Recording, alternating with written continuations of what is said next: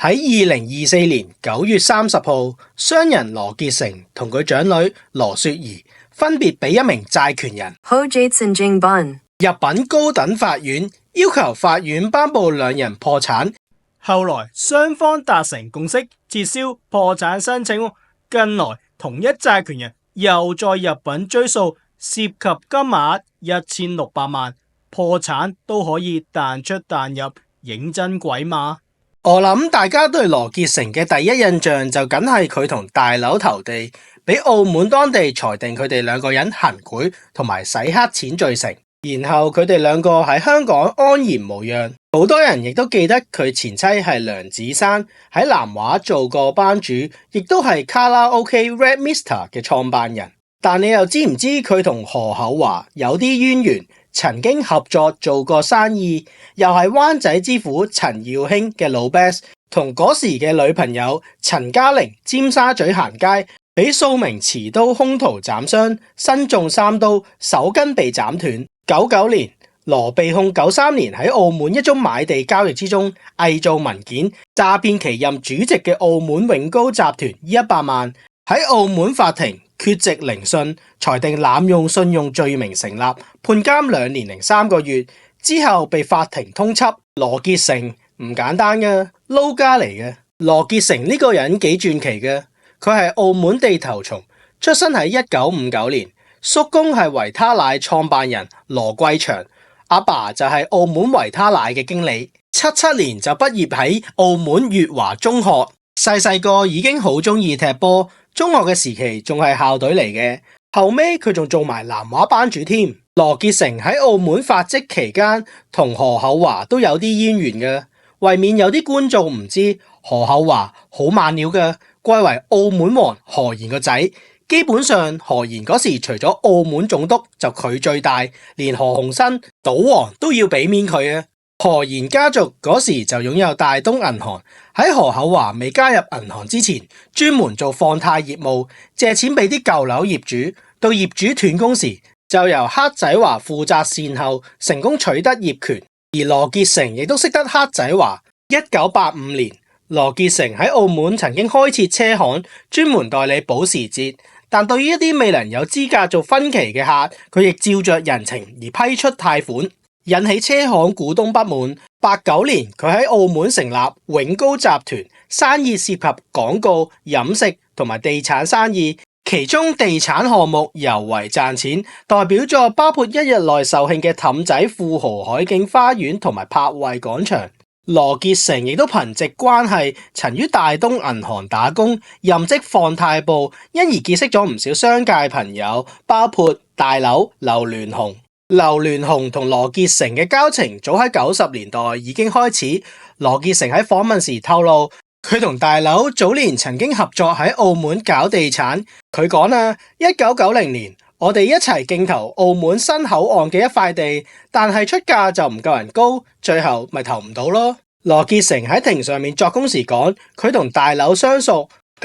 我哋每隔1-2個星期食次飯咯，交流下地產資訊。1991年，羅傑成就同黃百鳴成立咗永高電影公司，大灑銀彈，邀請知名導演同埋演員加盟，頭炮家有喜事更加刷新咗當時嘅票房紀錄。有傳背後嘅大水喉就係時任愛美高集團主席嘅大劉啦。公司登記資料顯示，1992年成立嘅美高影業有限公司董事包括羅傑成、細劉劉鑾雄同埋當時嘅華智公司秘書林光偉。1993年，羅傑成嘅好友灣仔之父陳耀興遇伏中彈喪生，羅傑成之後就開拍電影《灣仔之父紀念友人》，後因涉嫌恐嚇導演朱繼新而被起訴，但最終法庭裁定罪名不成立。1994年，佢涉嫌商業詐騙同埋開空頭支票，一度被警方扣留。同年，佢同第一任妻子離婚，並公開與藝員陳嘉玲嘅戀情。1995年，羅租業主入稟追租，由舊山頂道嘅大屋搬到去西貢村屋。同年10月，佢喺尖東一間夜總會消遣之後，遭數名大漢揮刀伏擊，身中3刀。96年，羅傑承就認識咗蕭若元同埋羅兆輝，喺兩個人嘅指點之下，羅傑承炒股票就大有斬獲，再度富貴嘅羅傑承就進軍娛樂事業，夥拍蕭若元開設經理人公司 Galaxy， 旗下嘅藝人包括施念慈同埋姚樂怡等。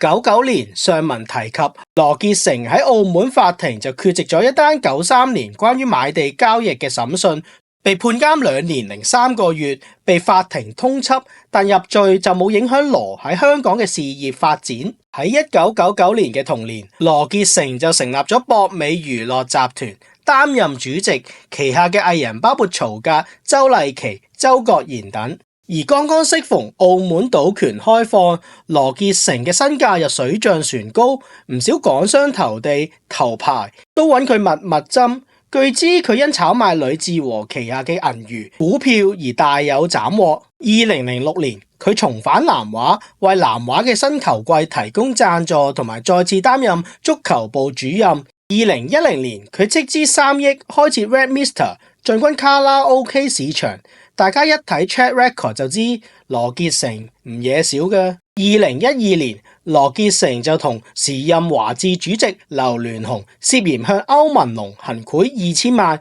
以取得澳門偉龍馬路後稱裕海南灣嘅5塊地。2014年，佢哋各被判囚5年零3個月，兩個人曾多次提出上訴，均被駁回。自此，佢哋從未踏足澳門，咁就可以免卻牢獄之災。當然呢個後來衍生出呂小姐同啲仔女講佢哋個爸爸係監躉，搞到大佬之後喺公開記者會就狂插佢一鑊，呢個又係後話啦。喺澳門行賄案，大佬劉鑾雄請嚟澳門首屈一指嘅大律師歐安利，歐安利就曾經代表十姑娘何婉琪同賭王何鴻燊打官司，佢師傅宋玉生係澳門法律界嘅元老。大佬就覺得事件係因為羅傑承處理不當，將佢拖落水，甚至一度懷疑有人乘機屈錢，兩人因此決裂，面對官司是非，亦都各自修行。而家就講下大佬進軍澳門同埋行賄案嘅起因。2006年，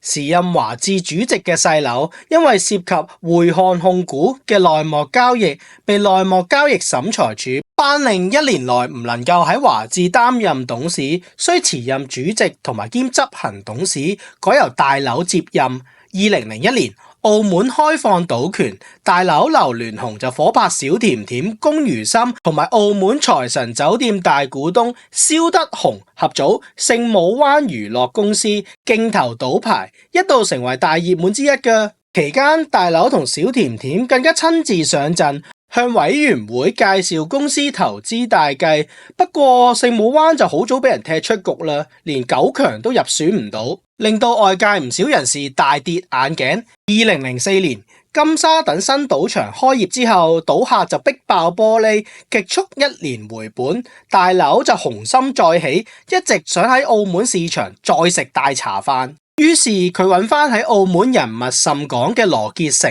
2005年，羅傑承獲大佬借出8億元，以旗下嘅 Moon Ocean 名義成功競投澳門氹仔偉龍馬嘅5塊地皮。華置就喺05年嘅12月買下咗 Moon Ocean 嘅全部股份，連同土地發展權益，總作價就16億。羅傑承喺庭上承認呢宗買賣一買一賣淨袋7億，哇，認真和味。華置攞到塊地之後，就打算斥資200億發展豪宅項目裕海南灣，揚言打造澳門嘅凱旋門。項目規模就非常之龐大，合共4期，提供約4000個單位。整個項目預計可為華置帶來200億元嘅利潤。結果裕海南灣嘅5塊土地就被澳門政府強制收回，大佬就眼白白見財化水。其實呢單行賄罪指控嘅關鍵證物係由大細佬開出嘅2000萬元廖創興銀行支票。根據檢控官指控，羅傑承攞咗塊地之後，喺2005年10月，華智嘅附屬公司 Good Luck 就將支票交俾羅傑承嘅澳門公司東基，由東基存入歐文龍名下嘅空殼公司 Ecoline Property 嘅戶口。羅傑承喺作供時指，淨係同歐文龍食過1、2次飯，雙方就冇交換卡片，席間只講飲食，去邊度玩。偉龍馬路嗰幅地中標之後，佢決定將項目交俾澳門建築商人何明輝嘅新明輝公司承辦，2000幾萬嘅支票係俾對方作為土地開發嘅前期費用。後來何明輝就稱急需現金周轉，先按要求將支票存入歐文龍名下公司 Ecoline 嘅戶口。羅傑承就表示，喺我心目中呢一間係供應商。歐文龍喺自辯時亦都指同劉聯雄、羅傑承兩人唔相熟，否認收過對方嘅賄款，指呢2000萬嘅款項係新明輝支付俾 Ecoline 嘅顧問費。但係案中關鍵人物何明輝因涉及另一宗歐文龍家屬行賄同洗黑錢案中被判囚25年，但佢老哥早已棄保潛逃，變相令大劉同羅傑承呢單官司就死無對證。處理該案嘅檢察官喺結案陳詞時特登強調，華智早喺澳門政府邀請公司入標競投時，已經偷步委託建築師樓為該5塊地皮制定計劃書，同埋派員前往考察土地同埋影相，故屬歐文龍收受賄款之後，預先透露賣地消息，令佢哋可以提早部署，從而成功競投地皮。另外，檢察長指根據歐文龍嘅友好手冊，佢同大劉同羅傑承見面多達11次，由何明輝扮演穿針引線嘅角色。支票嘅真正作用就有待法官去裁定，但支票上有大劉、細劉嘅簽名就係不爭嘅事實，呢個亦都係大劉震怒嘅原因。佢認為當初羅傑承收到支票之後處理不當，拖佢老哥落水，先導致今日野火上身。呢場官司就令兩人關係因此決裂，而羅傑承冇咗大水喉嘅照住，都比較難東山再起啦。不過都冇諗到佢今日竟然被淪為申請破產。羅傑承都算係大起大落嘅撈家嚟嘅，但呢1、2年又好似冇乜邊個撈家撈得掂喎。如果中意呢條片嘅，記得 comment、like 同埋 share 啦，多謝支持。